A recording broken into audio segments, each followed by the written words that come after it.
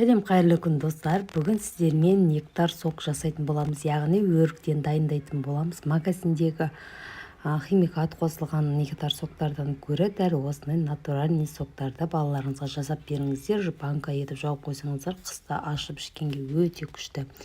Алдымен өріктеріміздің барлығын тазалап жуып, осылай өріктерімізді дәнегінен ажыратып алатын боламыз. Дәнектерін кептіруге қойып қойыңыздар.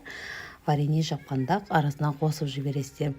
Осылайша өріктердің бәрі жуып тазалап екі-үш қайтара жуып алғаннан кейін үстіне шекерімізді салып бір түнге қойып болатын боламыз.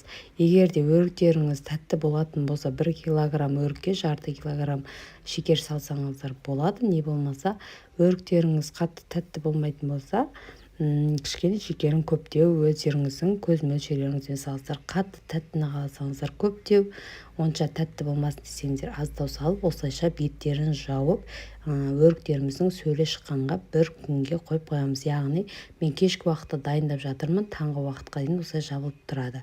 Осы енді сөле шыққан осылай өріктеріміз алып, осындай блендермен жақсылап салып алатын боламыз. Блендерге майдалап бізге қою сок қылып шығарып береді. Егер де үйлеріңізде блендер болмайтын болса, қолмен айналдырып, ручной айналдырып турайтын немен жақсылап араластырсаңыздар да болады. Главный майдалану керек. Мен блендерге осылайша салып алдым. Енді осыны арнайы ыдысыма құйып аламын. Барлығын осылайша дайындап аласыздар. Сонымен менде дәл осындай болып дайын болып шығады, қою болып. Енді осыны ситадан өткізіп алатын боламыз. Аздаған осыған бірге бір етіп, өрік, бір шара өрік болса, соған бір шара су құйып, үстінен осылайша ситадан өткізіп аласыздар. Барлығын өткізіп алғаннан кейін қалған өріктерді қайнатып варенье етіп жаусаңыздар болады. Осылай барлығын өткізіп алғаннан кейін блендермен жақсылап істей алмағаннан кейін осындай ручноймен де істедім мен. Сондықтан өріктерім кішкене ірілік болып қалды.